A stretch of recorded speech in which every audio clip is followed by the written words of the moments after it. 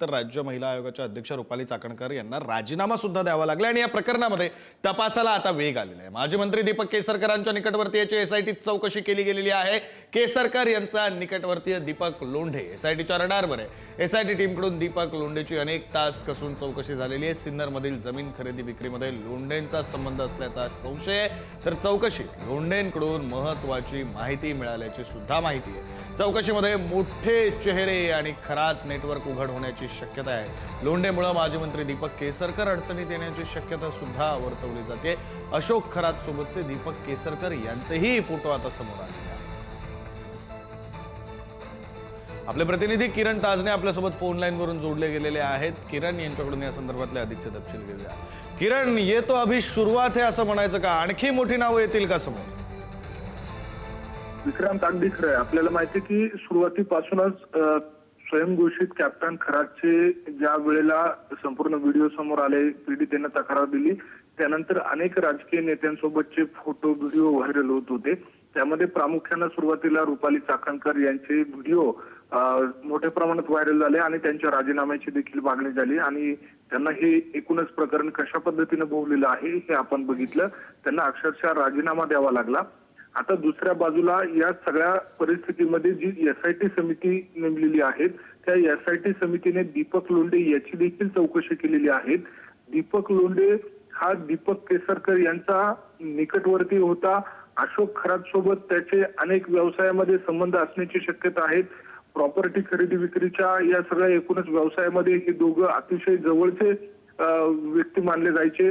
सिन्नर परिसरामध्ये यांची मोठी मालमत्ता असण्याची देखील शक्यता आहे आणि या सगळ्या अनुषंगाने एसआयटीने जो संशय व्यक्त केलेला आहे त्यानुसार कसून चौकशी केलेली आहे। यामध्ये आता एकूणच अनेकदा ज्या वेळेला दीपक लोंढे आणि त्यासोबतच अशोक खरात हे केसरकर यायचे त्यावेळेचे जे फोटो आहेत ते देखील व्हायरल होत आहेत। दुसऱ्या बाजूला अनेक मंत्री आल्यानंतर, वरिष्ठ नेते आल्यानंतर दीपक लोंढे त्यांच्या स्वागताला त्या ठिकाणी असायचा। त्यामुळे तो खरात यांच्याशी किती कनेक्ट होता, त्यासोबतच खरात नेटवर्कमध्ये त्याचा कशा पद्धतीने दबदबा होता हे समोर येतंय। त्यामुळे या एकूणच चौकशीच्या निमित्तानं केसरकर यांची देखील अडचण वाढण्याची शक्यता नाकारता येत नाहीये। विक्रांत, अगदी खरं आहे किरण, तुम्ही म्हणताय त्याप्रमाणे केसरकरांचीच नव्हे तर आणखीही बडी नावं समोर येण्याची शक्यता नाकारता येत नाही। तुम्ही जोडलेले राहा, पुढच्या बातमी संदर्भात सुद्धा तुमच्याशी बोलायचं आहे। दरम्यान अशोक खरातचा आणखी एक धक्कादायक व्हिडिओ समोर आलेला आहे। अल्पवयीन मुलीवर अघोरी उपचार केल्याचा सीसीटीव्ही समोर आलाय। उपचाराच्या नावाखाली अशोक खरातचा आणखी एक कारनामा यामुळे समोर आलाय। केबल टेस्टर आणि तांत्रिक उपकरणांचा वापर यासाठी केला गेलेला आहे। या उपचारांसाठी, या अघोरी उपचारांसाठी वापर केला गेलेला आहे।